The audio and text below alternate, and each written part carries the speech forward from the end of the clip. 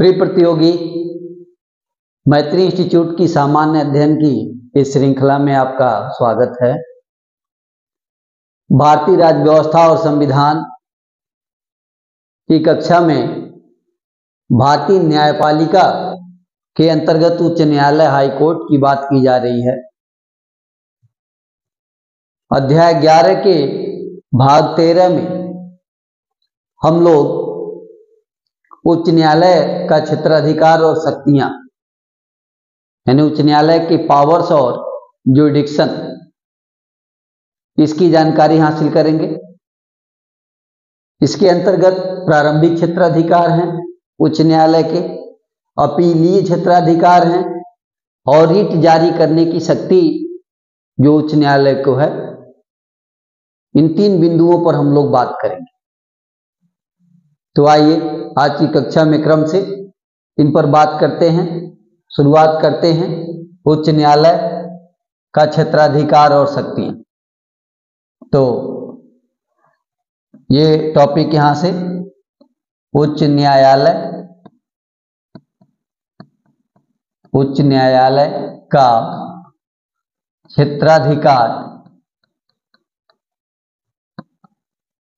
क्षेत्राधिकार एवं शक्तियां, इस पर बात कर रहे हैं हम लोग, यानी कि पावर्स एंड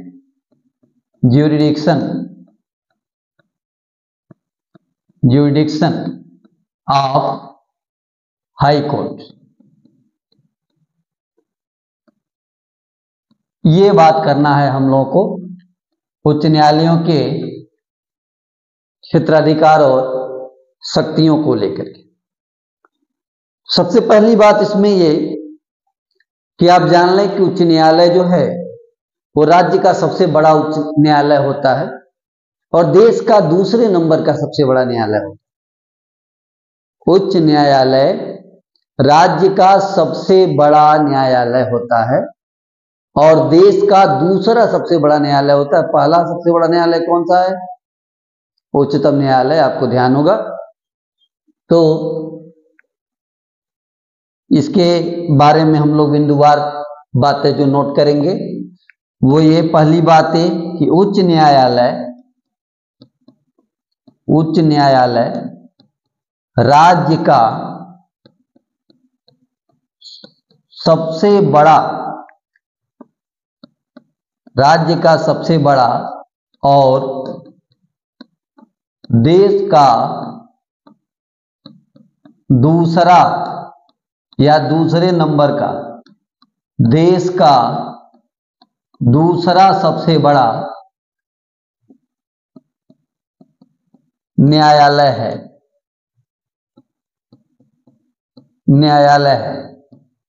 ये बात क्लियर हो गई कि राज्य का सबसे बड़ा और देश का दूसरा सबसे बड़ा न्यायालय है। देश का सबसे बड़ा न्यायालय, भारत का सबसे बड़ा न्यायालय क्या है? उच्चतम न्यायालय है, सर्वोच्च न्यायालय है, सुप्रीम कोर्ट। अब हमें जानना है कि उच्च न्यायालय का क्षेत्राधिकार और शक्तियां क्या है। तो उच्च न्यायालय के क्षेत्राधिकार और शक्तियां कई हैं। हम लोग बात करते हैं कि उच्च न्यायालय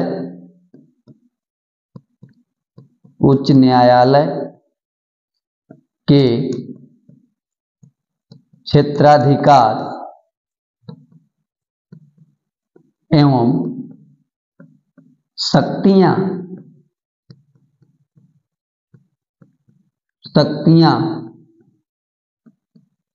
ये निम्नलिखित हैं, कर लेते हैं। निम्नलिखित हैं। अब कौन कौन सी हैं? तो जैसे प्रारंभिक क्षेत्राधिकार, अपीलीय क्षेत्राधिकार, प्रशासनिक क्षेत्राधिकार, ये कई प्रकार के क्षेत्राधिकार हैं। इनको वन बाय वन हम लोग देखेंगे। पहली बात करेंगे हम लोग प्रारंभिक क्षेत्राधिकार। तो पहला जो टॉपिक होगा वो क्या है? प्रारंभिक क्षेत्राधिकार। प्रारंभिक क्षेत्राधिकार इसको कहते हैं ओरिजिनल ज्यूरिडिक्शन। ओरिजिनल ज्यूरिडिक्शन, इनकी अंग्रेजी भी नोट कर लें, ओरिजिनल ज्यूरिडिक्शन।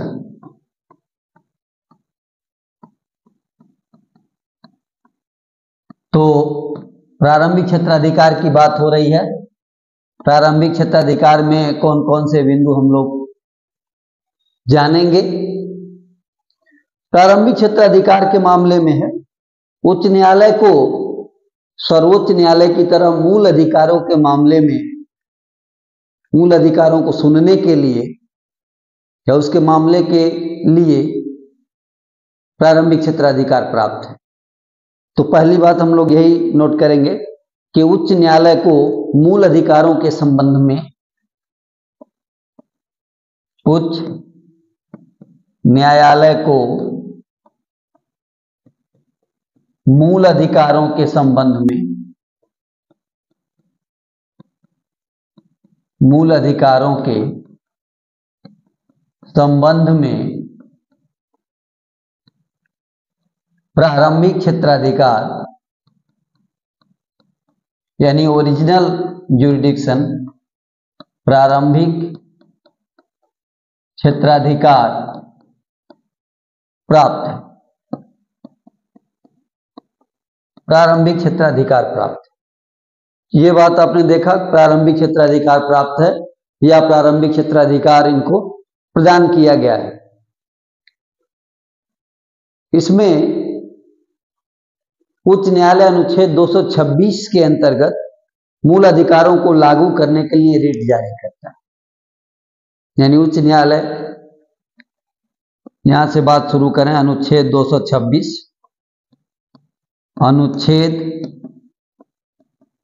226 के अंतर्गत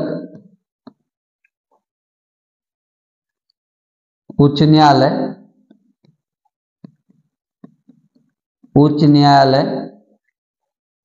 मूल अधिकारों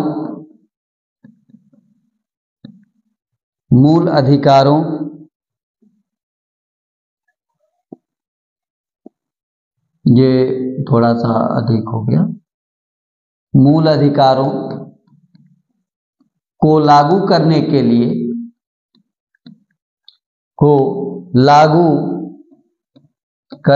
लिए क्या कर सकते हैं, रिट जारी कर सकते हैं, रिट जारी कर सकते हैं। ये बात आपने देखी कि उच्च न्यायालय क्या कर सकता है, मूल अधिकारों को लागू करने के लिए रिट जारी कर सकता है। प्रारंभिक क्षेत्राधिकार के अंतर्गत आते हैं ये बातें।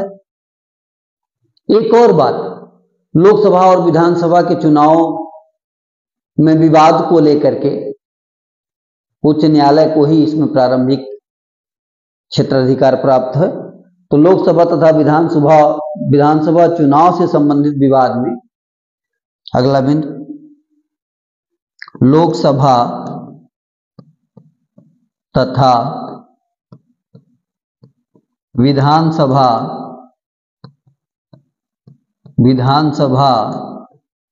के चुनाव से संबंधित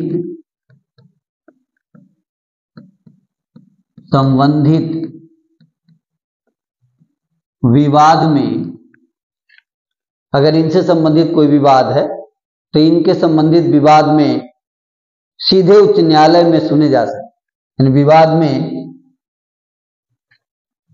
या विवाद, यहीं से इसको छोटा कर लें, विवाद सीधे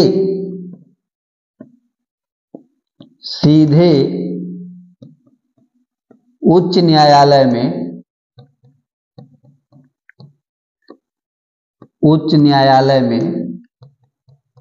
सुने जा सकते हैं।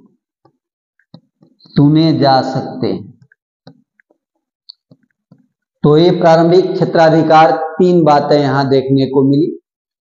मूल अधिकारों के संबंध में प्रारंभिक क्षेत्राधिकार प्राप्त है, रिट जारी कर सकते हैं अनुच्छेद 226 के तहत उच्च न्यायालय। और लोकसभा और विधानसभा के चुनाव से संबंधित अगर कोई विवाद है तो इन विवादों के संबंध में जो मामले हैं या इन विवादों के संबंध में जो केस होंगे वो सीधे उच्च न्यायालय में सुने जाएंगे। तो ये बात हो रही थी उच्च न्यायालय का प्रारंभिक क्षेत्राधिकार, ओरिजिनल ज्यूरिडिक्शन। अब बात करेंगे हम लोग अपीलीय क्षेत्राधिकार, अपीलेट ज्यूरिडिक्शन। अगला होगा अपीलीय क्षेत्राधिकार, अपीलीय क्षेत्राधिकार, अपीलीय क्षेत्राधिकार यानी अपीलेट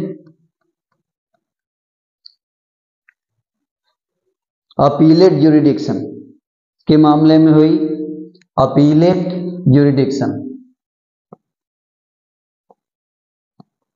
अपीलेट ज्यूरिडिक्शन।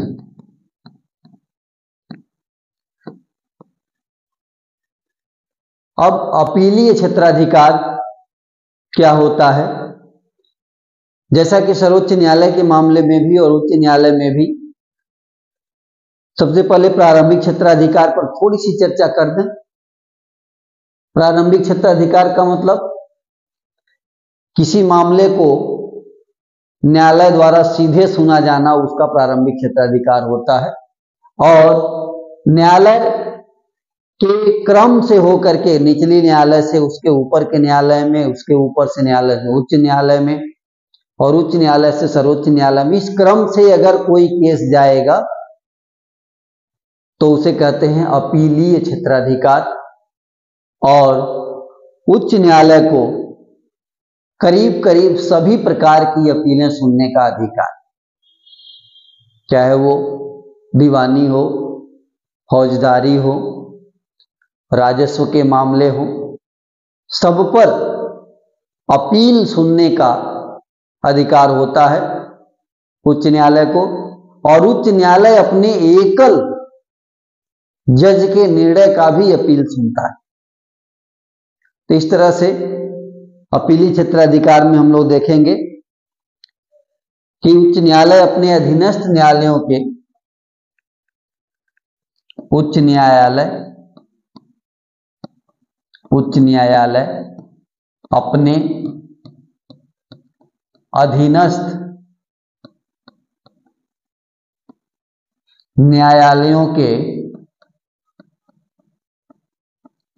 अधीनस्थ न्यायालयों के विरुद्ध अपीलें सुनता है, न्यायालयों के निर्णयों की अपीलें सुनता है, न्यायालयों के निर्णयों की अपीलें सुनता है।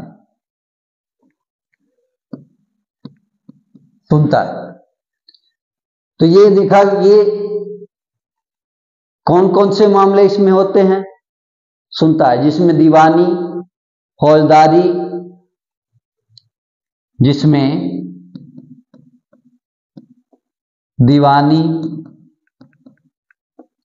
दीवानी ये इधर से मात्रा होना चाहिए, दीवानी होना चाहिए, दीवानी,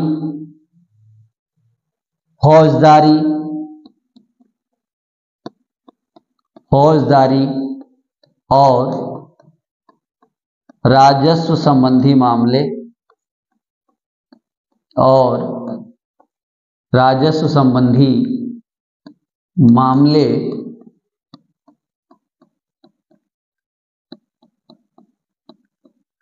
सम्मिलित हैं, मामले सम्मिलित हैं। तो इस तरह से देखा गया कि इसमें सभी मामले, दीवानी मामला भी है, फौजदारी मामला भी है, राजस्व संबंधी मामला भी है, दीवानी। इस तरह से इसमें एक और बात वो ये कि अगर फौजदारी मामला है और फौजदारी मामले में सत्र न्यायालय ने यानी जिले की न्यायालय ने सत्र न्यायालय ने किसी को मृत्यु दंड दिया है तो उसकी पुष्टि उच्च न्यायालय से होनी आवश्यक है। तो ये बात हम लोग नोट करेंगे कि फौजदारी मुकदमे में सत्र न्यायालय फौजदारी मुकदमे में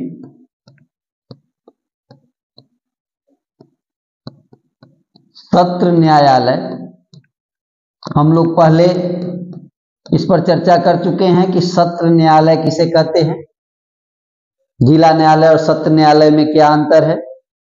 तो सत्र न्यायालय द्वारा दिए गए मृत्यु दंड के आदेश, सत्र न्यायालय द्वारा दिए गए मृत्यु दंड के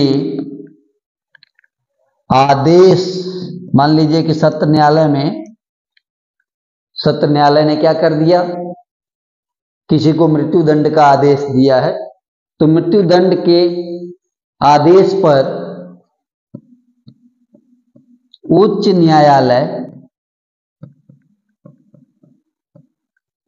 न्यायालय की पुष्टि आवश्यक मानी गई है। उच्च न्यायालय की पुष्टि आवश्यक है, यानी उच्च न्यायालय जब तक पुष्टि नहीं करेगा सत्र न्यायालय द्वारा फौजदारी मामले में दिए गए मृत्यु दंड को पूरा नहीं माना जाए। तो ये दूसरा अपीली क्षेत्राधिकार हुआ। इतना ही नहीं, उच्च न्यायालय अपने एकल न्यायालय या एकल न्यायाधीश या एकल न्यायालय, उच्च न्यायालय, इस मामले में जानना कि उच्च न्यायालय अपने एकल न्यायाधीश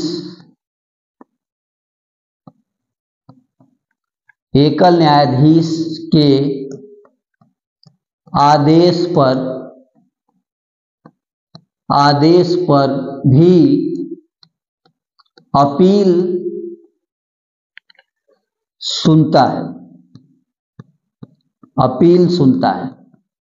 तो ये भी आपने देखा कि उच्च न्यायालय क्या कर रहा है, उच्च न्यायालय अपने एकल न्यायाधीश सिंगल जज के आदेश के विरुद्ध भी अपील कौन सुन रहा है, उच्च न्यायालय ही सुन रहा है। तो एकल न्यायालय के विरुद्ध अपील को सुनने का अधिकार भी इसी के पास। इसके अलावा आज के टॉपिक में अगला जो बिंदु था वो था रिट जारी करने की शक्ति। रिट जारी करने की शक्ति, क्या करने की शक्ति, रिट जारी करने की शक्ति, यानी power of high court to issue writ. Power of high court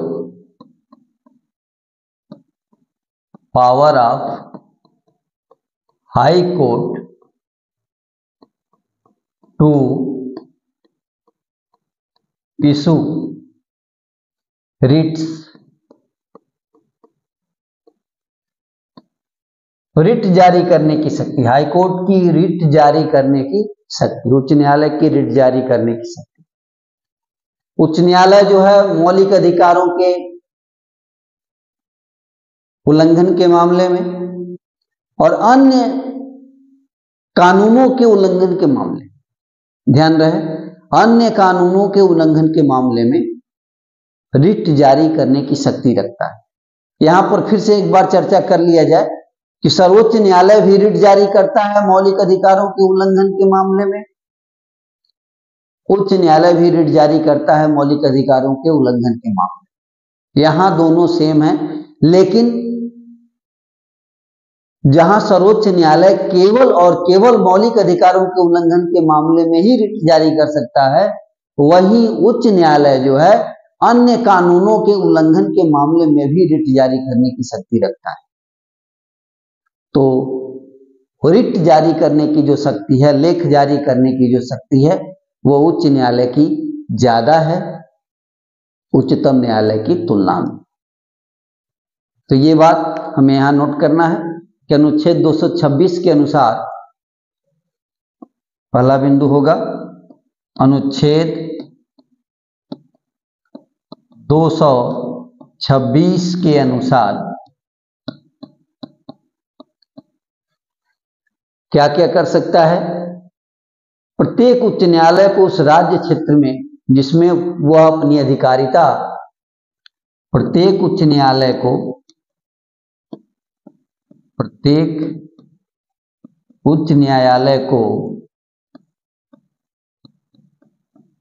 उसके राज्य क्षेत्र,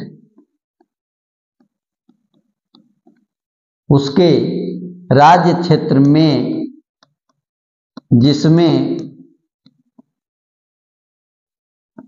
उसका क्षेत्राधिकार हो, यानी यहां जहां तक उसका क्षेत्राधिकार है, मूल अधिकारों को लागू करने के लिए, मूल अधिकारों को लागू करने के लिए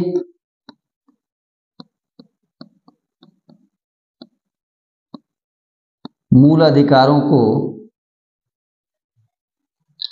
लागू करने के लिए, यहां थोड़ा सा इसको सही कर लेते हैं,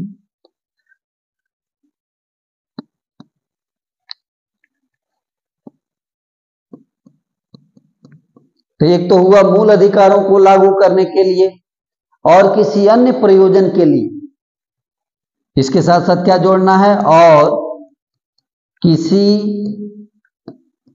अन्य प्रयोजन के लिए, अन्य प्रयोजन के लिए। ये बहुत ध्यान रखने वाली बात है कि फॉर एनी अदर पर्पज, यानी इसमें क्या है, फॉर एनी अदर पर्पज, अन्य उद्देश्य के लिए भी, यही ध्यान रखना है, किसी अन्य प्रयोजन के लिए। वो एक तो मौलिक अधिकारों को लागू कराने के लिए, दूसरा किसी अन्य प्रयोजन के लिए, उस राज्य में किसी व्यक्ति, उस राज्य में किसी व्यक्ति, यहां ध्यान रखना, व्यक्ति, सरकार, व्यक्ति भी है, प्राधिकारी, सरकार, ठीक है, इन सबके विरुद्ध, जिसके अंतर्गत सरकार, जिसके अंतर्गत क्या क्या, तो बंदी प्रत्यक्षीकरण,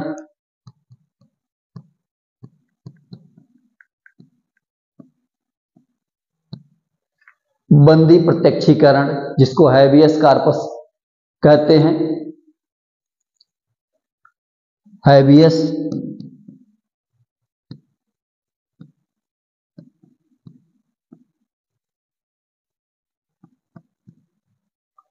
हैबियस कॉर्पस इसको कहते हैं, परमादेश, ये ब्रैकेट में कर लें, परमादेश, इसको मैंडामस,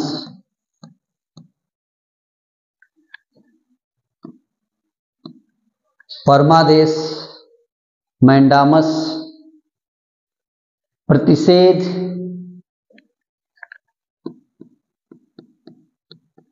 प्रतिषेध, जिसको क्या कहते हैं, प्रोहिबिशन,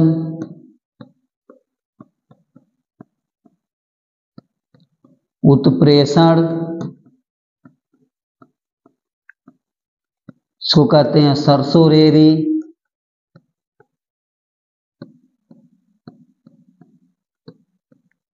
और अधिकार परीक्षा को वारंटो, अधिकार परीक्षा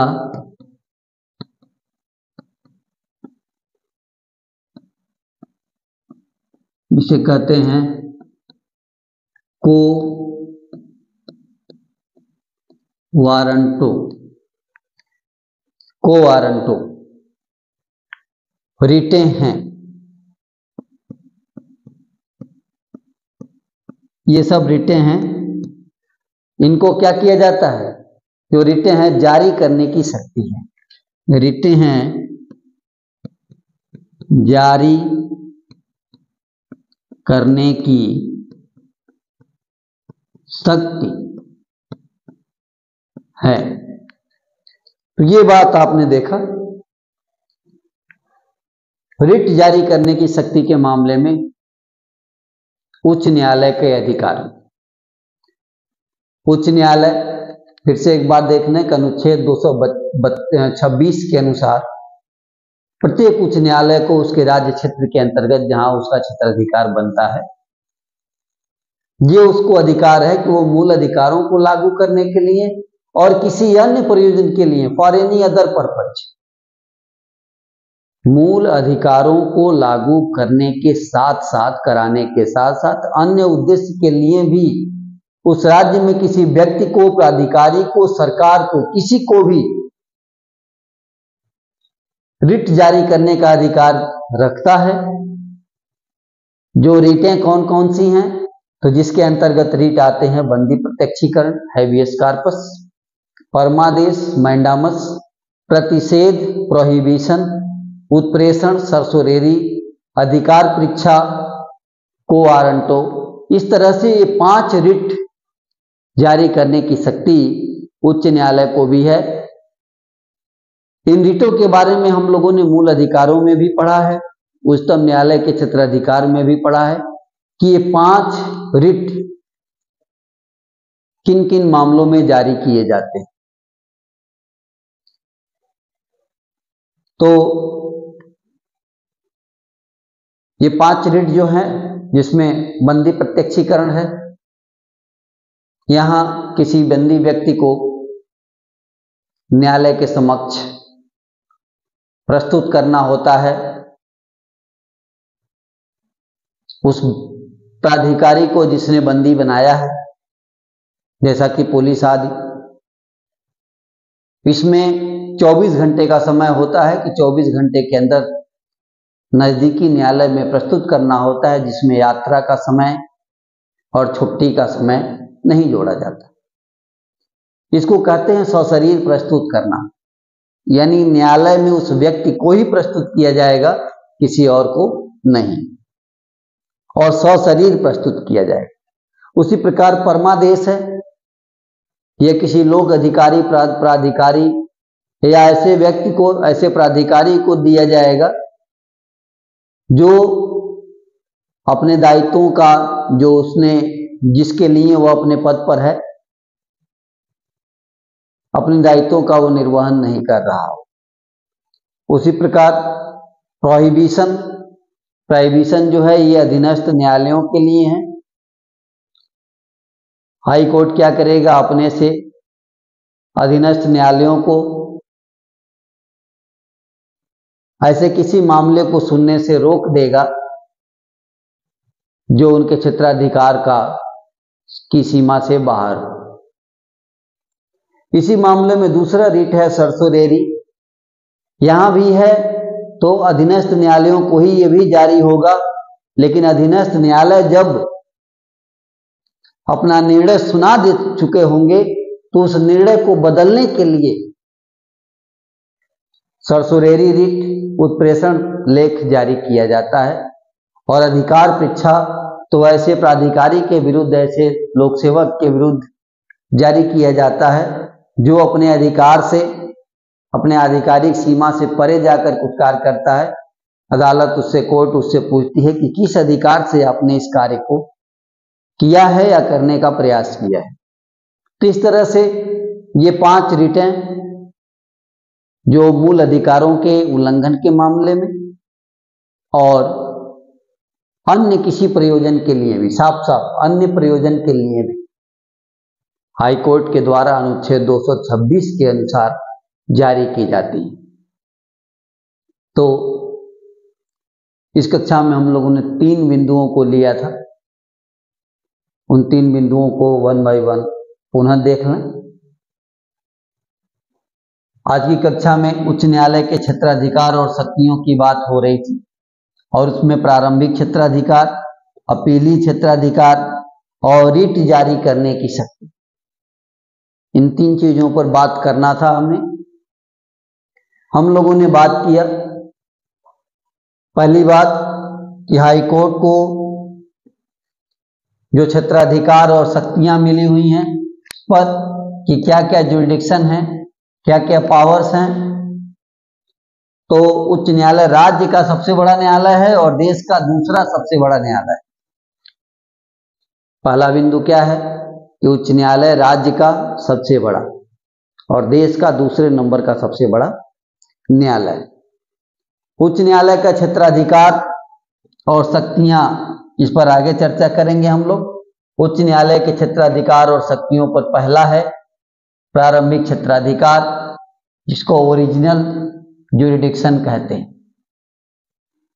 प्रारंभिक क्षेत्राधिकार का मतलब होता है कि जब कोई मामला सीधे सुना जाए, माध्यम से होकर के नहीं, सीधे सीधे सुना जाए। जब कोई मामला हाईकोर्ट में सीधे सीधे सुना जाएगा तो उसे कहेंगे प्रारंभिक क्षेत्राधिकार। प्रारंभिक क्षेत्राधिकार के अंतर्गत मूल अधिकारों के संबंध में उच्च न्यायालय को प्रारंभिक क्षेत्राधिकार प्राप्त है, यानी उच्च न्यायालय के उल्लंघन के मामले में उच्च न्यायालय में सीधे सुनवाई होगी। इसके अलावा उच्च न्यायालयों के उल्लंघन के मामले में ही अनुच्छेद 226 के अंतर्गत न्यायालय क्या करेगा, मूल अधिकारों को लागू कराने के लिए रिट जारी करने की शक्ति रखता है। क्या जारी करने की?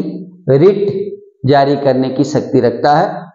और दूसरी बात, ये कई बार परीक्षा में पूछा भी गया है कि लोकसभा और विधानसभा के चुनाव से संबंधित अगर कोई विवाद है तो उस विवाद की सुनवाई सीधे उच्च न्यायालय में की जा सकती है।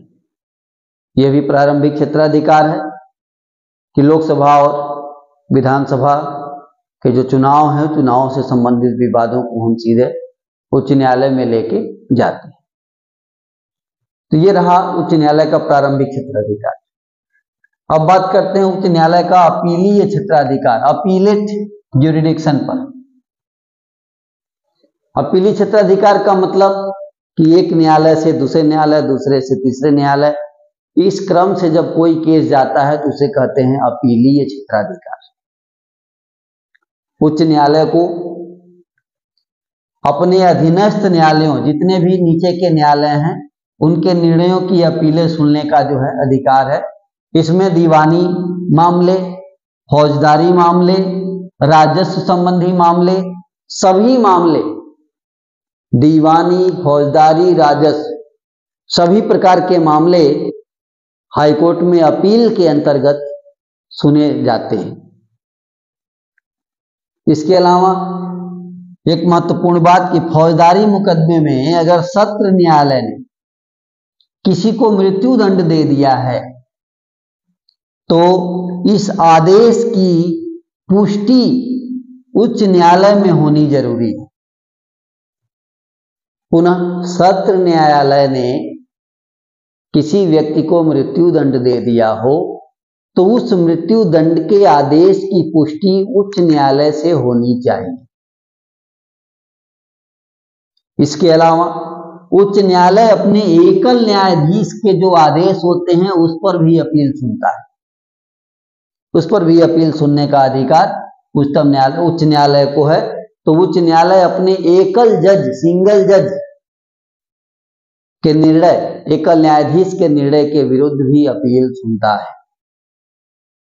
तो इस प्रकार ये जो ज्यूरिडिक्शन है इसे कहा गया अपीलीय क्षेत्राधिकार, अपीलेट ज्यूरिडिक्शन। इसके अलावा हमें बात करनी थी रिट जारी करने की शक्ति। Writ, power of court, power of high court किस काम के लिए? टू इश्यू रिट, रिटें जारी करने की शक्ति। हाई कोर्ट को रिट जारी करने की शक्ति अनुच्छेद 226 के अंतर्गत प्राप्त है। अनुच्छेद 226 के अनुसार प्रत्येक उच्च न्यायालय को उसके राज्य क्षेत्र में जहां पर उसका क्षेत्राधिकार बनता है, जहां जहां उसका क्षेत्राधिकार बनता है, मूल अधिकारों को लागू कराने के लिए, मूल अधिकारों को लागू कराने के लिए और अन्य प्रयोजन के लिए, यहां ध्यान रखना है, अन्य प्रयोजन, फॉर एनी अदर पर्पज, मूल अधिकार को लागू कराने के लिए और मूल अधिकारों से अन्य मामले में भी, फॉर एनी अदर पर्पज, राज्य में किसी व्यक्ति को, पर्सन, प्राधिकारी, अथॉरिटी और सरकार, गवर्नमेंट, इन सबके विरुद्ध रिट जारी करने की शक्ति उच्च न्यायालय को है। और कौन कौन सी रिटें जारी करता है इसके अंतर्गत? बंदी प्रत्यक्षीकरण, हैबियस कॉर्पस, परमादेश मैंडामस, प्रतिषेध प्रोहिबिशन, उत्प्रेषण सरसोरेरी और अधिकार परीक्षा को वारंटो। ये 5 प्रकार के रिट जारी करने का अधिकार उच्च न्यायालय को है। पुनः किस मामले में? मूल अधिकारों के उल्लंघन के मामले में, अन्य मामलों में भी, मूल अधिकारों के उल्लंघन के मामले में भी, और फॉर एनी अदर पर्पज, अन्य प्रयोजन के लिए भी रिट जारी करने की शक्ति उच्च न्यायालय को है। आज की कक्षा में इतना ही। धन्यवाद।